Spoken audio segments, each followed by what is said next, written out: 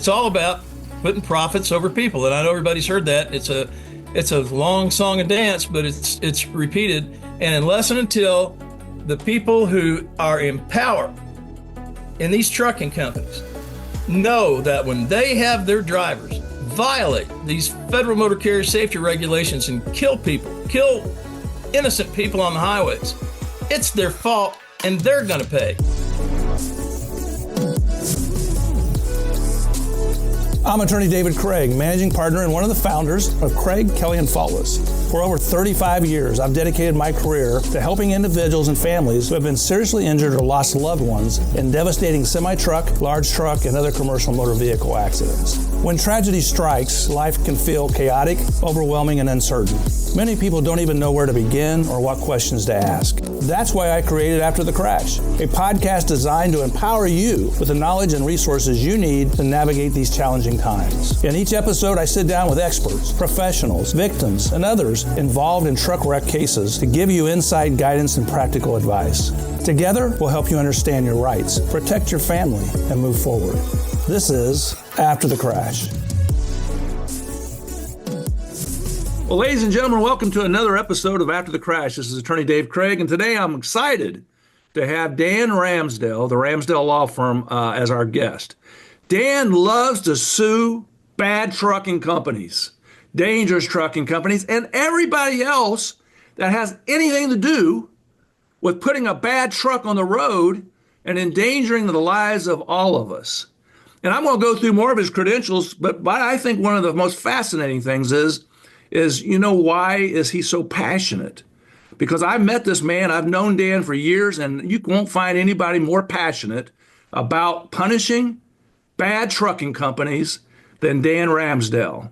And so before I go into all of his credentials, which are just astronomical, I would like to ask Dan, why don't you tell the audience, why is it that you personally feel so strongly about this particular subject? Well, thank you, David. And let me first thank you for the honor and privilege of being chosen to appear on this podcast. You've been a great friend for years, and more importantly for this audience, a great attorney for those that have been injured in truck crashes. The reason I got involved is I'll try to make a long story short. I was taking my mom to the doctor one morning. I was 17 years old and I was driving a Volkswagen. I was going down the highway and a commercial box truck, it was icy, hit a slick ice and crossed over the center line and immediately crashed into our Volkswagen. And it just changed my life forever. And I looked over at my mom and she was dead.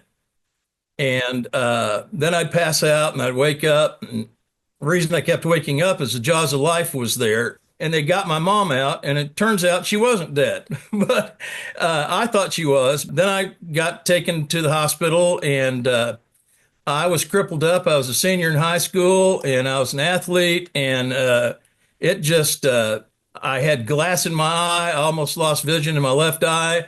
My left leg was critically injured. I had a bone sticking out of from my femur sticking out through my leg, and it hurt like heck. Man, that really hurt. And I was laid up and there was nothing I could do about it. And I never have felt more helpless in my whole life than from that incident. So my parents hired a lawyer, and the lawyer that they hired was really incompetent. My lawyer, our lawyer, dealt with my mother, and I had no idea that he was supposed to, get our approval before settling a case or anything like that. He was terrible about returning phone calls, just the exact opposite of the lawyer that the people on this podcast would want to hire. That's who I had. My mom and I were both nearly killed in a crash. We had medical bills that were close to $15,000.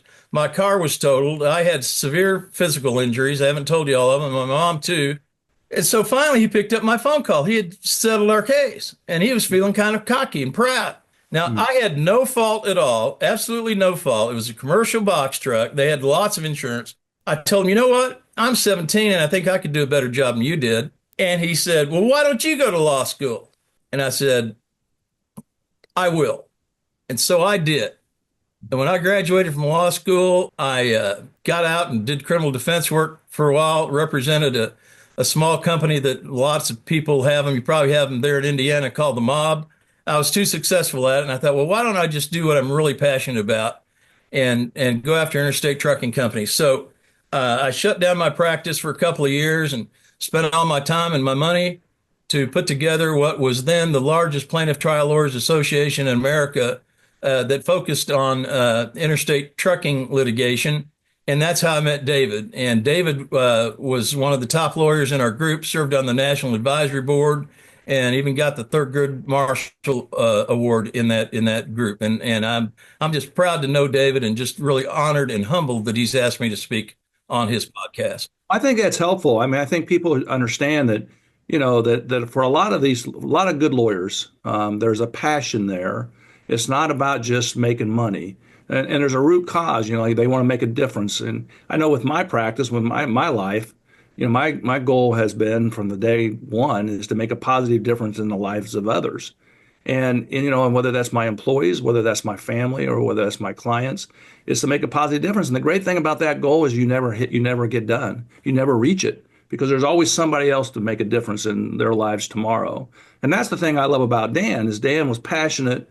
He had a reason to be passionate about trucking. And I'd heard this story before, and you could just tell that it meant something. And he went into an area, and ladies and gentlemen, this man, the AAJ is a group, a national group that it's been called different things, but AAJ is the national group for plaintiff lawyers who represent victims of accidents. And they have a trucking group, and Dan was the elected president of that group, of the trucking division. He then built what he just talked about, which is one of the first group that I ever knew of that was just focused on victims of semi-trucks, commercial motor vehicles, and other big, large, heavy trucks. And he built this organization so that lawyers could learn. And because, like Dan said, there's lawyers out there who don't know anything about personal injury, but then there's lawyers that know personal injury that don't know nothing about trucking. And we're going to get into what you should look for towards the end of this, but I want to let you know that Dan is a member of the multi-million-dollar forum, the $1 Million Forum. He's been a super lawyer. He's been one of the highest ranked lawyers in the state that he's from, in Missouri. His office is located in Springfield, Missouri, but this man has handled truck cases all over this country. He co-counsels with lots of other lawyers to help them figure out how to get all the money available from all the bad people, all the people who are the ones that put these bad, dangerous trucks on the road. It's complicated. It's not easy. It's not just the truck driver. It's not just the trucking company. There's all kinds of people who could be involved. And Dan helps lawyers figure out who in the world is there. How do you get other insurance? How do you get every single dime you're entitled to, including punitive damages? And Dan is a very accomplished. He's written, he speaks nationally, and it's just my honor to have you, Dan, on our podcast today. Well, thank you for those kind words, David. I appreciate it. And I want to talk a little bit about what people don't understand. First of all, let's talk about the root causes of these bad wrecks. I mean, because I think you and I both would agree that most truck drivers are good people. They are careful, they are professional, they're responsible, but there's a percentage of them that companies that are bad, that put profits ahead of safety. And we see all kinds of causes for wrecks. And let's talk about some of those. Well, let me tell you something else you might not know about me. I used to drive a truck. And my father-in-law drove a truck, and a lot of my good friends and relatives are truck drivers, and they're the salt of the earth. They're the hardest working people on the planet. Everybody knows the obvious causes. Somebody runs a red light, or they fail to yield the right of way, or it's too icy or snowy, or they were going too fast. And or maybe there's a rear end crash. I mean, that's obvious to anybody. You don't need a lawyer to figure that out. Okay, liability is usually a somewhat given thing. The challenge, though, Dan, with that is let's say weather, for example, is one of the ones you just mentioned. What I see I represent tons of victims of semi wrecks, and I get hired every year. And unfortunately, every year, every winter, every time there's bad weather, and you and I both live in the Midwest. I mean, and so when we see bad weather, snow, ice, even wet pavement, we see wrecks and we see people getting injured. And I see police reports that get it wrong on Right. a regular basis because the investigating officer doesn't know that the federal motor carrier safety regulations require extreme caution when visibility or traction is affected. They don't know that the CDL manual says decrease your speed by a third on wet pavement, 50% on packed snow, and get off when there's ice. That's So, exactly right. and so even when we have these kind of cases, even though they should be simple, even though they should be something that, you and I look at and say, okay, well, guys, what was this truck doing? The police will still put the car driver at fault, even though the truck was going too darn fast for the weather conditions. Well, yeah, the passenger vehicle, who is probably our audience, they're not trained to know that stuff or required to know. They know they should slow down. I mean, it's common sense. But the commercial motor vehicle operator has a regulation that requires him to know this and requires him to do that. And when he doesn't know it or do it, the blame is always on the motor carrier. Always, always, always, because they're supposed to make certain that when they put that guy out on the road, that he understands all of the federal motor carrier safety regulations. And let me tell you, there's hundreds of them. And I feel sorry for them. Some of these guys are not really educated and haven't spent as much time as I have studying them. And so it's easy for me or someone with my experience to go into a deposition and pull their pants down. I mean, and it's embarrassing for them. And I can get them to admit lots and lots of things, and which ends up winning the case. And also things against their company. And the company is at fault for not training them and not supervising them and not firing them when they're not qualified. They don't pass the proper, they have false information in their DOT exams. They're either disqualified when they hire them or they're unqualified when they hire them, become disqualified later. And the trucking companies have to train these people, and it's all about putting profits over people. And I know everybody's heard that. It's a long song and dance, but it's repeated. And unless and until the people who are in power in these trucking companies know that when they have their drivers violate these federal motor carrier safety regulations and kill people, kill innocent people on the highways, it's their fault and they're going to pay. You know who pays now? Prosecutors are busy. The truck driver ran a red light or did whatever, and they give him the ticket and they prosecute him for manslaughter. But guess who doesn't get prosecuted? The motor carrier. Why? Because it's a corporation. So I've been known to even go after the individual board directors or managers of the corporations and bring them in as defendants. And now that makes them squirm a little bit, David. Sure. Absolutely. And what I try to do, the Art of War is a book written by Sun Tzu, and it's about 2,000 years old. And a lot of people have read it, and I've read it, and I think it's really great. But one of the things that he teaches in there, that all battles are won before they're fought. I've been able to do that in my practice. I haven't gone to trial in a trucking case yet. I'm waiting for the chance. But what I've been able to do is to get the defense attorneys and the insurance companies to pay me a lot of money to meet my clients' needs and goals, to the point where my clients say, stop, I'm sick of them, go get them, until they cut me off. Yep. And when they cut me off, oftentimes I'm disappointed because I'd like to go to trial.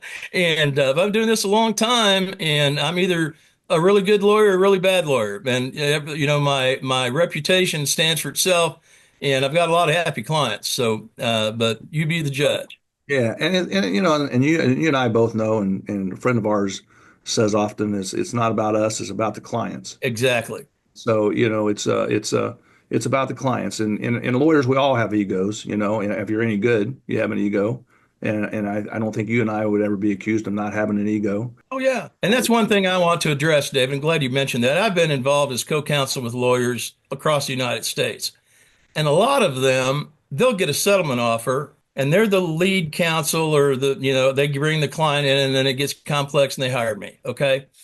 But they'll get a settlement offer, which would probably be a life-changing event for the client, and they don't tell the client about it. And I don't feel comfortable about that. And I say, hey, are you going to tell the client, no, it's too low? Well, the client needs to make that decision, not that lawyer, because we don't know what's going on in the personal life of that client. And it might be too low for the case, but it might not be too low for that client.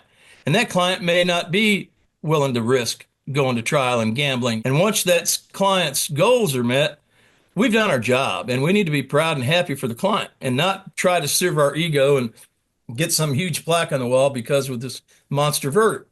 And Absolutely. we can't really guarantee the result either. Absolutely. Yeah. No, I think, I always tell my clients, I don't force you to go to trial, but I also don't force you to settle.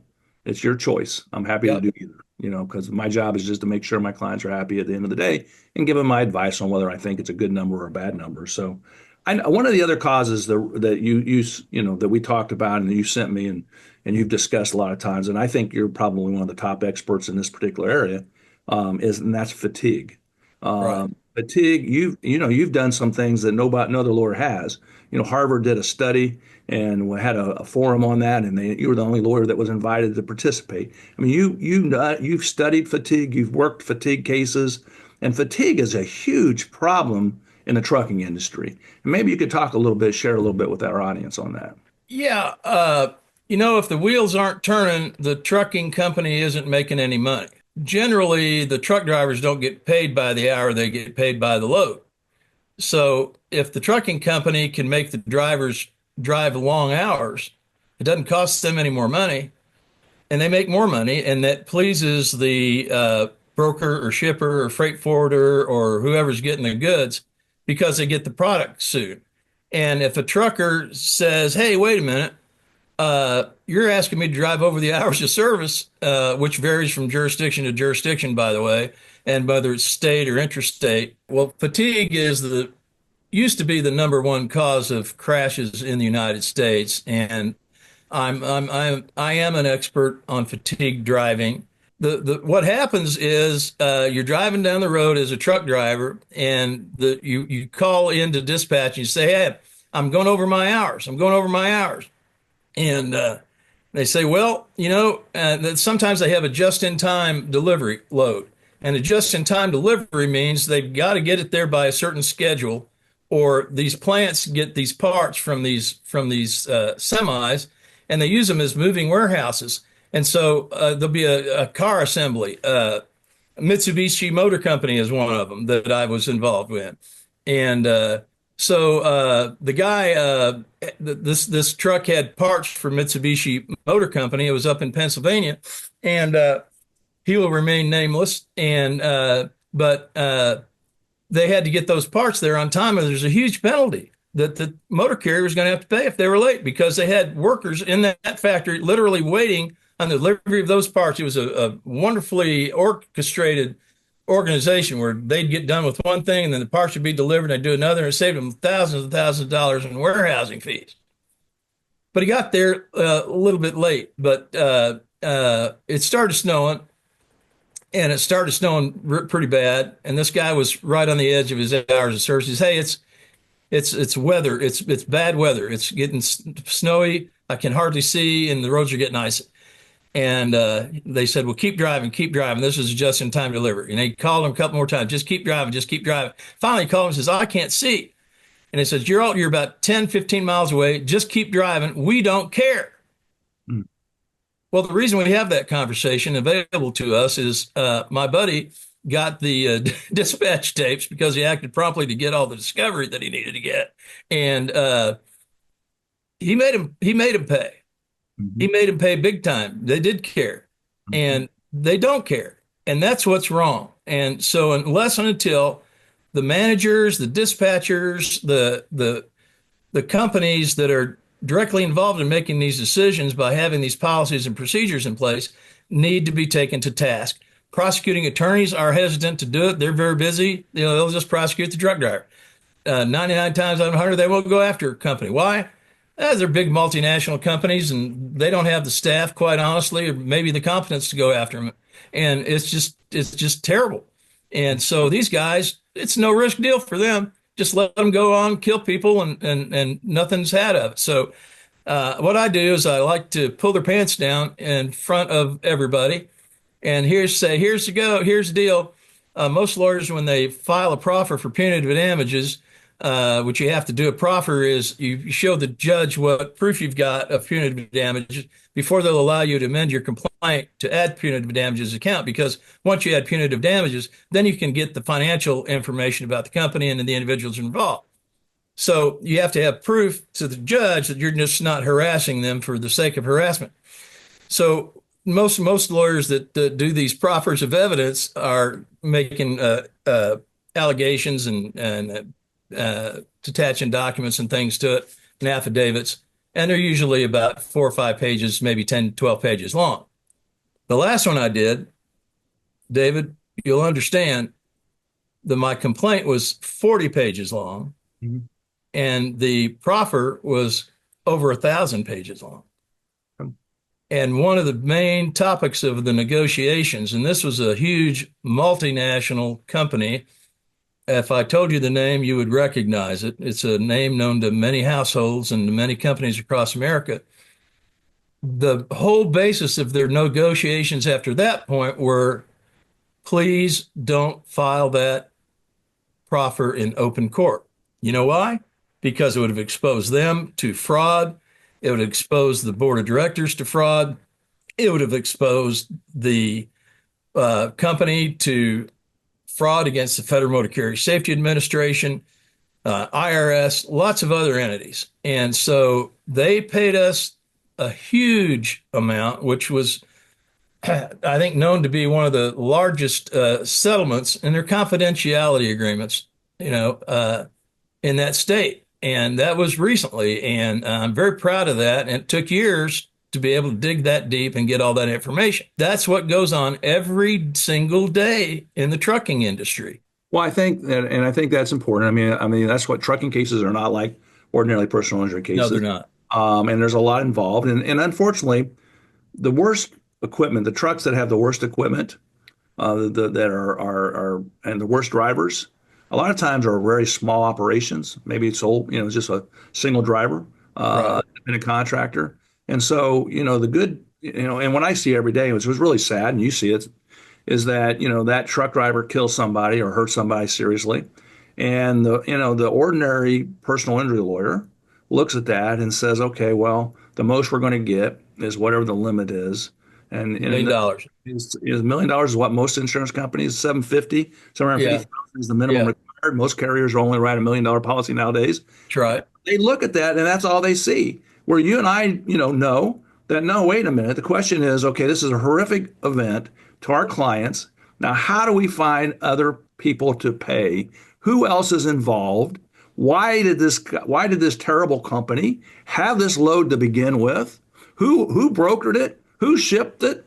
And so there's so much more involved in a truck case than what ordinary personal injury lawyers deal with every day. That's correct. And that's why anybody that's been injured in a truck crash, I know it sounds ghoulish to suggest this, but you've experienced a horrific loss. Someone in your family has died, and maybe more than one person, or sustained horrific catastrophic injuries, and you're overwhelmed. And you want to be attentive to them. And that's as you should. You should get them prompt and quick medical care and competent medical care. But the other thing you really need to think about, you need to have a clear head at this point. You need to also hire a very, very, very good, experienced, competent, qualified attorney who has the time, not somebody who's too busy to take your case. There's a lot of qualified lawyers that are too busy to spend the time on your case. And that's why I limit my practice.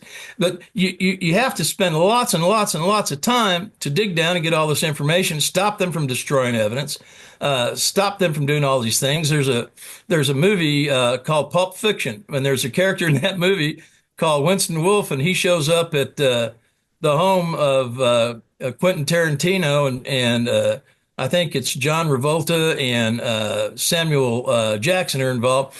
But Travolta ends up shooting a guy, and his remains are scattered all over the car. And Winston Wolfe shows up at their door. They make a call, and he shows up at their door and says, "Hey, I'm Winston Wolfe. The insurance company sent me. I'm here to get rid of all the evidence." And that happens in every major catastrophic trucking crash in this country. And the reason I know that is I was at a conference of defense lawyers. And they had a Winston Wolfe type guy that got up and spoke in front of hundreds of lawyers. I didn't have my name tag on because they would have known who I was. I've known who that they hear my name and they don't know what I look like, but they didn't know who I was. And I sat in on that, and he gets up and he brags and he says, whenever there's a catastrophic truck crash, really bad, where the insurance companies, the motor carriers think they're really going to get tagged big time, they send me out, and they bought me my own private aircraft. They don't complain about it. They paid for it, and they pay me a whole lot of money, hundreds of thousands of dollars to go out and I screw the people that have been injured. And that's the terms he used. I apologize, but that's what they said. And he said, well, what I like to do is I pull up, and all these lawyers, the defense lawyers, are laughing. And I'm appalled. I'm just sick to my guts about it because that's what happened to me. Mhm. And he says, I'll go in, and he says, we'll see, take a picture of their house. We'll have 20 or 30 people hit that house, and don't let them know we're there. And they'll do background checks on them and see how much money they're making and look where they're living and try to figure out where the guy works and all that kind of stuff. And they do all their investigative stuff and figure this is a really poor family. And we were, and just like these people were. And they'll do an analysis of them. And, these people think $100,000 is a lot of money, but we got to get there before they hire an attorney. We got to keep them from hiring an attorney. And that way we can save them, save the company millions and millions of dollars. So they all think it's great. So he says, I'll show up at the door and I'll knock on the door. And it's, sometimes 3 or 4 hours later because I fly in my jet and get going and they get all that material and they fax it or email it to me and I get it all ahead of time. I'll go, Mrs. Jones, I'm sorry about what happened. I'm represent this ABC trucking company and the insurance company. And, it was our fault. It was our fault because they ran a red light or did something and they don't want us to find the root cause. And he said, I'm here to offer you a lot of money. And I know money can't make it go away, but I don't want you to have to go through the grief and suffering and the pain and the delays and everything that getting involved in a lawsuit would do. But I'm here to offer you $100,000. And he'll let that sit for a while. And then they kind of look and kind of gulp, and they'll say, but you know what? I really like you guys. I don't think that's enough. But let me go outside and, have about 10 or 15 minutes. I'll try to talk to him and see if I can't get him to give me a little bit more money. And he goes outside and he calls the company and they say, how's it going? He says, oh, it's great. They bought a hook, line, and sinker. I told him I was going out, and he smokes a cigar. And he laughs and they laugh. And this is all in front of hundreds of lawyers. And then he goes back in and he says, listen, I'll offer you $250,000 and we'll give you a brand new car and we'll pay for the funeral and we'll pay for the college for one of your kids, not all of them, but one of them. And that kid can help the others. And that's all we can do for you. And this never really happens. It's amazing. But you got to take this offer tonight. He says, you know what? 9 times out of 10, they do it. And they laugh and laugh and laugh. And then the company goes on and does the same thing the very next day, and he flies to somebody else's house. Yeah. And that's what really goes on. It's just scary. Well, and a lot of people don't realize, so when a truck driver hits and kills somebody or maims them, the first call that the truck driver makes oftentimes is dispatch. That's right. Not 911, it's dispatch. Oftentimes the defense, the insurance companies, the trucking company, they have their claims adjuster and often their attorneys at the scene before my clients' bodies have been removed from the vehicle. And it's sickening. It truly is sickening. And I've had case after case after case where they have influenced the witnesses. They have influenced their driver on what he says or she says. And so it is something that most people, if you're listening to this and you have the unfortunate luck that your family is involved in this type of tragedy, you would never guess the lengths of that these companies will go to protect their own money and their driver and their assets. And you just can't take and unfortunately, I had a case where somebody, this was years and years and years ago, and the closest valued case in Indiana was about $50-60 million. And so this was years and years ago, and a guy was paralyzed from a semi backing into and pinning him. And his life care plan at that time was 12-15 million. This was years and years ago. And so they contacted a lawyer who didn't do trucking, and that lawyer, talked to him, and he moved. That family couldn't take care of him, so they moved him down to a trailer down in Arkansas, and so the trucking company sent this guy, probably the guy you're talking about, super nice person, very personable. Oh yeah, Winston Wolfe. Oh my God, just so nice. So went Yeah, to this guy's trailer and said the same thing and said how horrible it was. And they were like, well, we can't, he's got IVs. We can't buy the medicine. We can't buy the supplies. And so we're worried. We need help. We got to build ramps to my trailer. We just barely got him in today. We need this and that. And the guy, well, we're so sorry. It's clearly our fault. And this is a giant, humongous company that had plenty of money. And they sat down and they said, in this case, they said, we'll give you $1 million. Well, the brother who was taking care of this guy called this personal injury lawyer and said, hey, we don't need you after all. It's $1 million. Well, at that point, that lawyer says, well, I don't think that's good enough. And he goes, let me call David Craig. He does trucking. He called me, and I couldn't. They told this, and they told the guy, said, look, David says he'll hop on a plane and be in Arizona, or I mean, and be down there as soon as possible. But I couldn't get out. The next flight I could get out I'd be in the next morning. And this lawyer told the family that. The brother then told the insurance person. They raised it to $2 million. The case settled before I could get on an airplane. wow. And this lawyer, I'm like, and this lawyer had been talking to this family for like almost 2-3 weeks, almost a month. And if he had if he had contacted you or me or someone who does trucking, they would have been down there and taken care of that family and explained to them to watch out for the people that show up at your door, Right. who look like they're trying to do you a favor. Yeah, you got to move quick, and it's unfortunate they take advantage of your fragility at the time of your loss.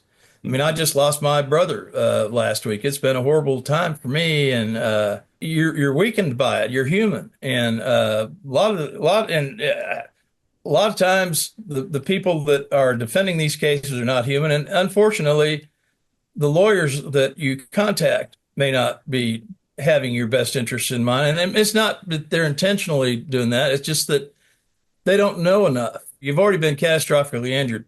Don't be catastrophically injured a second time from this crash by getting the wrong lawyer. So when people are listening to this and they want to try to decide, they've got to pick a lawyer. They got to find out, okay, we've been this horrible truck wreck. And what I tell people is that a lot of times it's not the people, it's not the victims, it's not the immediate family, because they are devastated, just like, and I'm sorry for your brother, but Well, thank you. people aren't thinking clearly when they have a loss. But somebody in that family, somebody, a daughter or a son or a relative, who got to step in and say, look, I know you're grieving. I know you're sitting in the hospital with your loved ones, but somebody needs to take the initiative to hire a qualified trucking attorney. Right. And what should they look for? What should they look for in a trucking attorney? They gotta hire somebody that number one, you gotta like them, and you gotta trust them, and because ultimately you're going to trust them for the final decision on what might be one of the biggest decisions in your life, whether or not to take the offer. And he may tell you to take it, but you may think, well, I've already met my needs and goals, and I really feel like I need to take it. And no lawyer, when the money gets up high enough to where we've met the needs and goals, can guarantee you the result. They really can't. They can make suggestions. So you need to look and see what kind of experience the trucking lawyer has, whether he's written papers or spoken to trial lawyer associations or been elected to positions as trial lawyers. And I know David has. I have. I have educated thousands of lawyers on interstate trucking, and they have qualifications. You want to check and see if they've had trials. Like I told you guys, I haven't had very many trials because I've always been able to reach my clients' goals. So that's, I think that's a credit to me. I'm always really ready to go, and I just don't get the chance to because I work really hard on these things. It's important that they be honest. I mean, really and truly, can you trust these people? Will they work hard? What's their work ethic? What do other lawyers have to say about them? What do people in the community have to say about them? Google them and check out their qualifications. There's all kinds of different things that you can learn about people, and don't just, interview two or three lawyers. Mhm. Pick the guy that you want. I've had people come in and insist that they wanted to hire me. And I'd say, no, I don't want you to hire me. What? Well, I don't want you to hire me today. I want you to go out and I want you to talk to two or three other lawyers. What? You're telling me we want to hire you, but you want me to talk to two or three? And I said, yeah, because I feel like you owe it to yourself to make sure that I'm the guy that meets your needs. This is your only case. I've got other cases, but this is your only case. And you need to make sure that who you're working with is somebody that you can really work with. The lawyer needs to kind of sort of love you, because unless he does, if he thinks you're a rotten, no good SOB, he's not going to work until 3 o'clock in the morning on your case. But if he loves you and he's got that dog in the hunt, he'll work his rear end off to make sure that you get a full measure of justice. And that's what it takes. Somebody that's passionate, someone that's been there, and someone that'll do that for you. And that's what I would recommend. And I think that's important. I think that's fantastic advice. And I think if you're out there, you're listening. I agree. You should interview. And if you have a lawyer who doesn't want to be interviewed, or a lawyer doesn't want to ask your questions, then move on. Find somebody who does. If they're so arrogant that they can't, that they think that, you should just listen to them tell you how it is, and you don't need to ask them questions, then she or he is the wrong lawyer. Because most of us who are really passionate about this will be happy to sit down and talk with you. You want to make sure they have the experience, the knowledge, the expertise, and the resources to fight the trucking company, and they have that. They've done that. That's not their first rodeo, and I think most good lawyers will sit down and talk to you and answer those questions and share their experience with you. And take their time, not rush you out of there. I mean, oftentimes I'll be visiting with a client, and I'm a talker, and after about 30 minutes, they're kind of squirming around like maybe they want to leave, and I don't blame them. But I want to make sure they know everything, and I'll say, just a minute, I want to do my impression of what many doctors do. And I'll walk out of my conference room and open the door, walk in with a pad, and I say, hello, and I look down, Mr.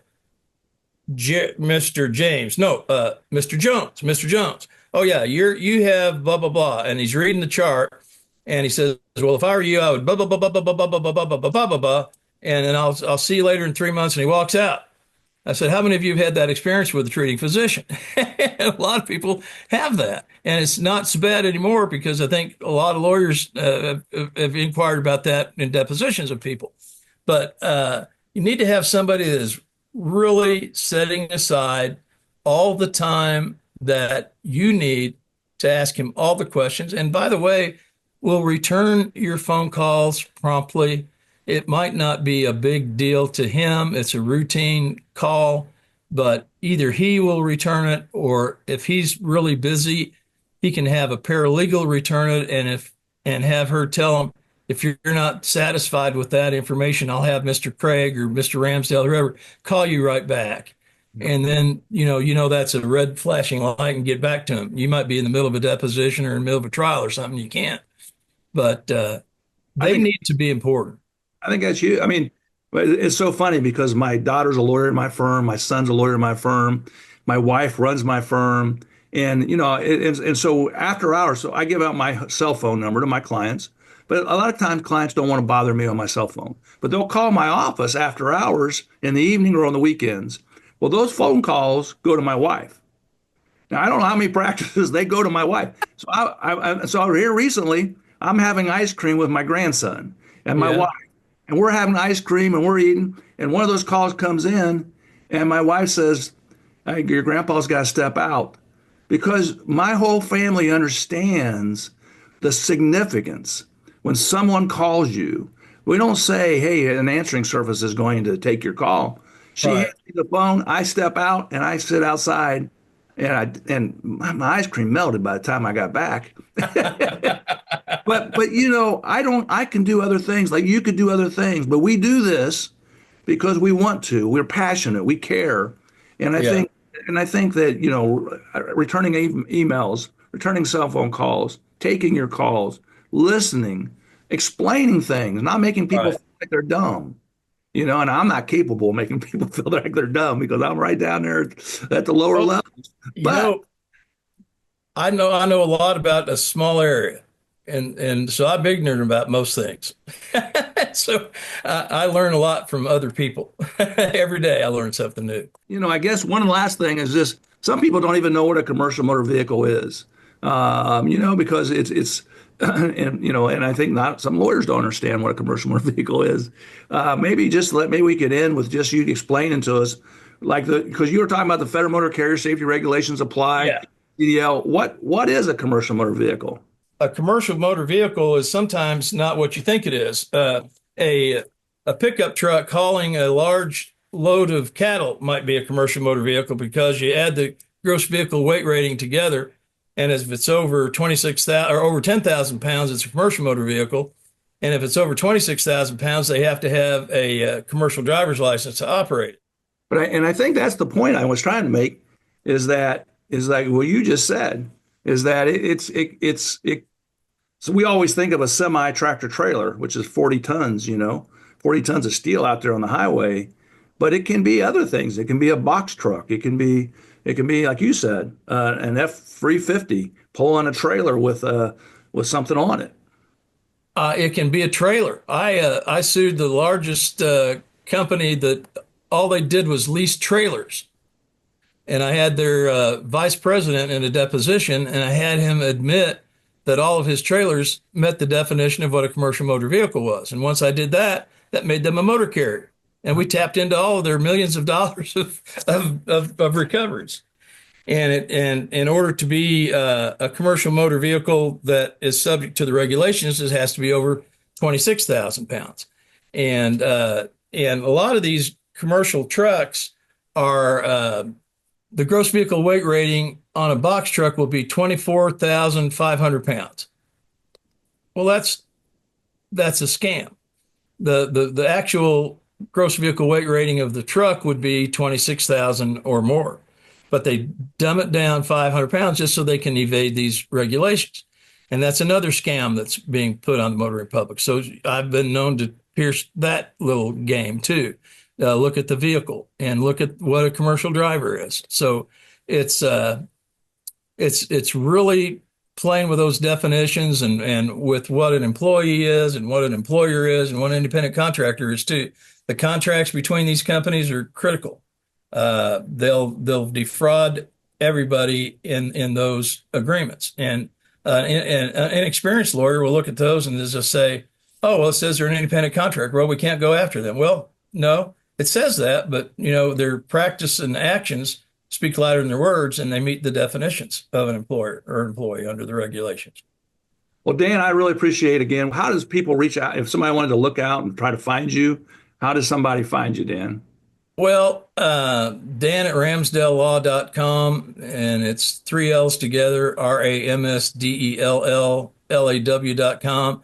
And I also do consulting work for law firms, Dan at ramsdellconsulting.com. And David, I appreciate this, and I would suggest that you all are listening to David's podcast. He's truly a gentleman and a scholar and a wonderful person, and I heartily recommend you use David if you can. He's a wonderful guy, and he will not steer you wrong. This is David Craig, and you've been listening to After the Crash. If you'd like more information about me or my law firm, please go to our website, ckflaw.com. Or if you'd like to talk to me, you can call 1-800-ASK-DAVID. If you would like a guide on what to do after a truck wreck, then pick up my book, Semi-Truck Wreck, a guide for victims and their families, which is available on Amazon, or you can download it for free on our website, ckflaw.com.